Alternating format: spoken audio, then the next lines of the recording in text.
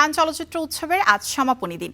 ফ্রান্সের কান শহর থেকে উৎসবের আরও খবর জানাতে যুক্ত হচ্ছেন সহকর্মী আল কাসির।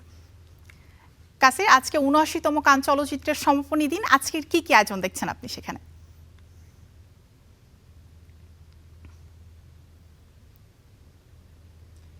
আপনাকে অনেক ধন্যবাদ। আজকে সমাপনীর দিন, আজকের আয়োজনে যা ছিল সেগুলো অলরেডি চলছে। আজকে এখন পর্যন্ত আরেকটা সিনেমার স্ক্রিনিং চলছে।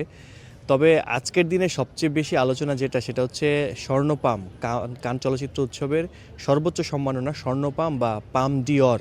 এই পুরস্কার কার হাতে যাবে সেটা নিয়ে কিন্তু বেশ আলোচনা, গতকাল থেকেই এই আলোচনাটা শুরু হয়েছে এবং এখন পর্যন্ত সেই আলোচনার রেশ রয়ে গেছে। কারণ আজকে স্থানীয় সময় সন্ধ্যা 7:30 এবং বাংলাদেশ সময় রাত 11:30টায় সমাপনী আসর বসবে এবং এই সমাপনী আসর কিন্তু 1 ঘন্টা, দেড় ঘন্টা বা 2 ঘন্টা পর্যন্ত চলতে পারে। তবে সব মিলিয়ে বাংলাদেশ সময় রাত 1:30 বা 2টার দিকে আমরা জানতে পারবো কার হাতে উঠছে কান চলচ্চিত্র উৎসবের এবারের সর্বোচ্চ সম্মাননা, অর্থাৎ সেই মাহেন্দ্র খন।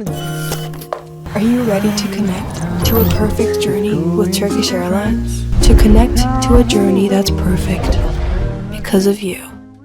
যে মাহেন্দ্র খনের জন্য সবাই অপেক্ষা করছেন, আমাদেরকেও সেই মাহেন্দ্র খনের জন্য অপেক্ষা করতে হবে। তবে এখন পর্যন্ত সবচেয়ে বেশি আলোচনায় যে সিনেমাটি রয়েছে ফাদারল্যান্ড, আমি যদি এই সিনেমাটির কথা বলি, এছাড়া আরও বেশ কয়েকটি সিনেমা এবার কান চলচ্চিত্র উৎসবের সমালোচক থেকে শুরু করে দর্শক, সাংবাদিক সবার কাছে প্রশংসা কুড়িয়েছে। তবে সব মিলিয়ে বা সব ছাপিয়ে জুরি বোর্ডের রায় কোথায় যায় সেটার জন্য অপেক্ষা করতে হবে এবং জুরিরা কোন সিনেমাটাকে এগিয়ে রাখছেন বা কোন সিনেমাটাকে এগিয়ে রাখবেন সেটি কিন্তু এখনও বেশ আলোচনার বিষয় আছে। তো শেষ পর্যন্ত কার হাতে সর্বোচ্চ সম্মাননা ওঠে সেটি জানতে হলে আমাদেরকে স্থানীয় সময় সন্ধ্যা 7:30 এবং বাংলাদেশ সময় 11:30 থেকে যেই আয়োজন শুরু হবে সেই আয়োজনে চোখ রাখতে হবে।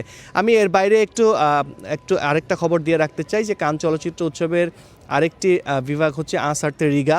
সেখানে প্রথমবারের মতো কান চলচ্চিত্র উৎসবে প্রথমবারের মতো নেপাল অংশ নিয়েছে এবং প্রথমবারের মতো তারা একটা পুরস্কার ঘরে তুলেছে। বলা যায় যে নেপাল এবার কিন্তু ইতিহাস করেছে ৭৯তম কান চলচ্চিত্র উৎসবে। তাদের সিনেমা অবিনাশ বিক্রমের cinema elephant in the fog, এই সিনেমাটি আসার্তে রিগা বিভাগে অংশ নিয়েছে এবং তারা কিন্তু স্পেশাল জুরি পুরস্কার হাতে পেয়েছে বা ঘরে তুলেছে। গতকালই এক আয়োজনের মাধ্যমে আসার্তে রিগার যেই সেরা সিনেমা সেগুলোর পুরস্কার তুলে দেওয়া হয় এবং এগুলোর মধ্যে গ্র্যান্ড পিক্স, জুরি গ্র্যান্ড পিক্স অর্থাৎ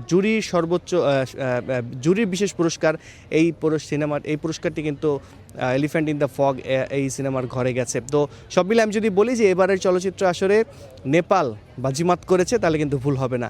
আর সবশেষ সর্বোচ্চ সম্মাননা কার হাতে উঠবে সেটি জানতে হলে আমাদেরকে আরও কিছুক্ষণ অপেক্ষা করতে হচ্ছে। মিম।